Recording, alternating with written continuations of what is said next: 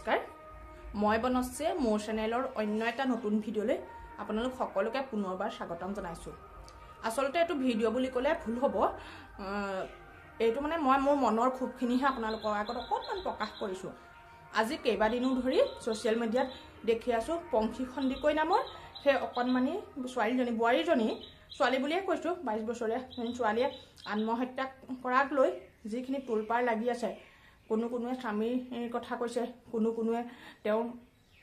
শহুৰ শাহুৰে আকৌ তেওঁ মানসিক ৰোগী বুলিও কৈছে আপোনালোকে হয়তো সকলোৱে জ্ঞাত আৰু বহুজনে বহুভাৱে লিখিছে সোশ্যাল মিডিয়াত কিন্তু পংখী খণ্ডিকৈয়ে জানো প্ৰথম আজি যুগ বছৰ ধৰি আমাৰ নাৰী সমাজ হে একেদৰে অৱহেলিত হৈ আছে যদিও বা কয় পুৰুষ মহিলা সকলো উভয়ে সমান মহিলা সদায় লেডিজ ফাৰ্ষ্ট বুলি কয় তথাপি কিন্তু হেতু জানো হৈছে নিশ্চয় কেতিয়াও হোৱা নাই আজি যে পংখী খণ্ডিকৈয়ে আত্মহত্যা কৰিবলগীয়া হ'ল বা হত্যাই হওক বা আত্মহত্যাই হওক তাৰ বাবে দায়ী কোন বাৰু হে নীতিকেশ নামৰ মানুহজনে অকল দায়ী নে নহয় দায়ী আমাৰ সমাজখনো আমি সকলোৱে দায়ী কাৰণ এগৰাকী ছোৱালীয়ে যেতিয়া প্ৰায় 20-21 বছৰ হয় আৰু বিএ পাছ কৰাৰ পিছতে বিয়াৰ বজাৰখনত খদমদম লাগে ওচৰ চুবুৰীয়া বংশ পৰিয়াল সকলোৱে ছোৱালী বিয়া দিব হল বুলি উৎপাত লগায় আৰু সেই বিয়াৰ বজাৰখনত চাকৰি বিচাৰি ধন টকা পইচা বিচাৰোতে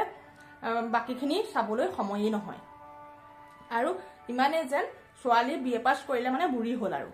আৰু বিয়া দিবই লাগে আৰু হেতু এটা বিয়াত বজাৰৰ সামগ্ৰীৰ দৰে বিয়া দৰা ঘৰৰ মানুহে চোৱা বা ইটো হিটো কৰোতে মানে মাক দেউতাকৰো কান ভোলা হৈ যায় ওচৰ চুবুৰীয়া বংশ পৰিয়াল সকলে দৰা দেখুৱাতে কাৰণ ছোৱালী গাভৰু হ'ল বিয়া দিব লাগে আৰু কিন্তু সেই সময়ত বাকিখিনি চিন্তা কৰিবলৈ সময় নহয় আৰু চৰকাৰী চাকৰিয়াল হলেতো কথাই নাই চাকৰি আছে ইনকাম ভাল গভৰ্ণমেণ্ট জব স্বভাৱ চৰিত্ৰ লাগে যি নহওক কিন্তু তাৰ ফলটো কোনে ভোগ কৰেগৈ ছোৱালীগৰাকীয়ে স্বামীৰ ঘৰত গৈ তাৰ ফল ভোগ কৰে আৰু তাৰ ফলশ্ৰুতিতে আজি পংখী খণ্ডিকৈয়ে নহয়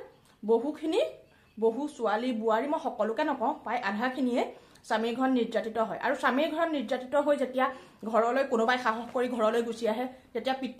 কিছু পিতৃ মাতৃয়ে ছাপোৰ্ট নকৰে কিন্তু কিছু পিতৃ মাতৃয়ে ছাপোৰ্ট কৰে আৰু ওচৰ চুবুৰীয়া কথাটো নকওঁৱে ঘৰলৈ গুচি আহিলে মানে ছোৱালীজনী চৰিত্ৰ বেয়া ঘৰত নিৰ্যাতিত হয় স্বামীৰ পৰাই হওক শহুৰৰ পৰাই হওক সকলোখিনি নকওঁ বাৰু প্ৰায়খিনিয়ে নহয় কিন্তু যিখিনি নিৰ্যাতিত হয় তেওঁলোক ঘৰলৈ গুচি অহাৰ পিছত মানুহে কি কয় জানে প্ৰথমে মানুহে আনক দুখ নিদিয়ে প্ৰথমে ছোৱালীগৰাকীক ক'ব তাই স্বভাৱ চৰিত্ৰ বেয়া শহুৰ শাহুৰৰ লগত মিলি খাব পৰা নাই স্বামীক মনাব পৰা নাই কি আৰু জোৱাইক দিলো যেতিয়া ছোৱালী জোৱাইক দিয়া জমক দিয়া একে কথা আৰু তাতে থাক যা সেইখনহেতো নিজৰ ঘৰ প্ৰকৃততে এগৰাকী ছোৱালীৰ নিজৰ ঘৰ কোনখন বাৰু বিয়া দিয়াৰ পিছত মাকৰ ঘৰখনো নিজৰ ঘৰ নহয় স্বামীৰ ঘৰখনো নিজৰ ঘৰ নহয় আৰু মাক দেউতাকেতো স্বামীৰ ঘৰলৈ পঠায়ে দিয়ে যে সহ্য কৰ আৰু সৰুৰ পৰাই এইটো শিক্ষাই দিয়ে যে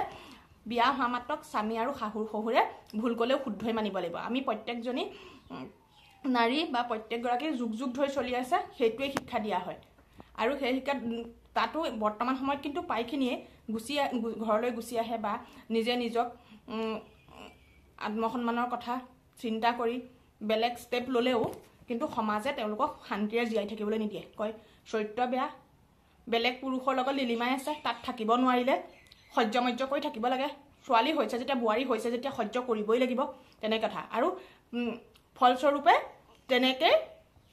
বোৱাৰীসকল বা মহিলাসকল নিৰ্যাতিত হয় আৰু তাতেই সহ্য কৰি আমাক মানে আগতেই শিকাই দিয়ে যে মহিলা হলে সহ্য কৰিবই লাগিব হয় মহিলা হলে সহ্য কৰিব লাগিব কিন্তু অন্যায় সহ্য কৰাটো যিমান পাপ অন্যায় সহ্য কৰি থকাটো কিন্তু সিমান পাপ আজি ফেচবুকত বা সোশ্যাল মিডিয়াত যিসকলে লিখিছে ডাঙৰ এপিষ্টা লিখিছে হেৰি কৰিছে সেইসকলে কিন্তু ছোৱালী এজনী গুচি অহাৰ পিছত ঘৰলৈ মাক দেউতাকক সোধে আপোনাৰ ছোৱালীজনী যে গুচি আহিলে কিয় গুচি আহিলে কিয় সেইখিনি কৰে আৰু পিছত সেইসকলে চকুলো টুকে যেতিয়া জোৰোণত দৰাৰ ঘৰৰ পৰা বস্তু দিয়ে সকলোৱে যিসকল মহিলাই ডিঙি মেলি চাই জোৰোণত কেইটা গহনা দিলে কেইযোৰ কাপোৰ দিলে কিন্তু তাত নুসুধে যে ল'ৰাজনৰ চৰিত্ৰটো কেনেকুৱা ল'ৰাজন ভদ্ৰনে ছোৱালীজনীক ভালেৰে ৰাখিব পাৰিবনে সেইটো নুসুধে কিন্তু গহনা কাপোৰ কিমান দিছে ছোৱালীজনী নিয়াৰ পিছত ছোৱালীজনীৰ লগত কি আনিছে ছোৱালীজনীয়ে যে মাকৰ ঘৰখন এৰি থৈ আহিলে তাৰ লগত যে শিক্ষা দীক্ষা সংস্কাৰখিনি লৈ আহিছে সেইখিনি নুসুধে কিন্তু যৌতুক হিচাপে কি আনিছে যৌতুক হিচাপে কি দিছে সেই যেতিয়ালৈকে সেই ধাৰণাটো সলনি কৰিব নোৱাৰে সমাজে তেতিয়ালৈ পংখী খণ্ডিকৈ দৰে ঘটনা আমাৰ সমাজত আগৰ পৰাই ঘটি আছে আৰু ঘটিয়ে থাকিব সেয়ে এতিয়া আমি নিজে অকণমান সমাজখন লিখিলেই নহ'ব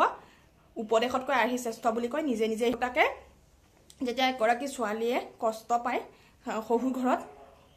তেতিয়া মাক দেউতাকক জনালে মাক দেউতাকে কথাটো চাব লাগে কি হৈছে কি কথা চিধাই যে তাত থাক হ'ব ঠিক হৈ যাব সেইটো ক'ব নালাগে চাব লাগে কাৰণ হেৰালে আপোনালোকৰ বুকুৰ আপোন টুকুৰাটোহে হেৰাব তেওঁলোকৰ একো নাযায় হেৰাব আপোনালোকৰ সন্তানহে সেয়ে অকণমান সমাজখন যিফালেই নাথাকক আপোনালোকে কিন্তু আপোনালোকৰ সন্তানৰ কাৰণে সন্তানৰ পক্ষত থিয় দিব তেতিয়াহে আৰু তেতিয়া এনে ঘটনাৰ পুনৰাবৃত্তি নঘটে খুব দুখ লাগিছে পংখী খণ্ডিকৈ ইমান সৰুতে এগৰাকী প্ৰতিভাৱান ছোৱালীৰ মৃত্যুক আঁকোৱালি ল'বলগীয়া হ'ল কিন্তু উপায় নাই আমিনো কৰিম কি তাৰে পুনৰবাৰ কওঁ যেন পংখী খণ্ডিকৈয়ে ন্যায় পাওক আৰু এনেকুৱা নীতিকে যেন জন্ম নহয় আৰু আমাৰ সমাজৰ পৰাও কিছুমান ভুল ধাৰণা নাইকিয়া হওক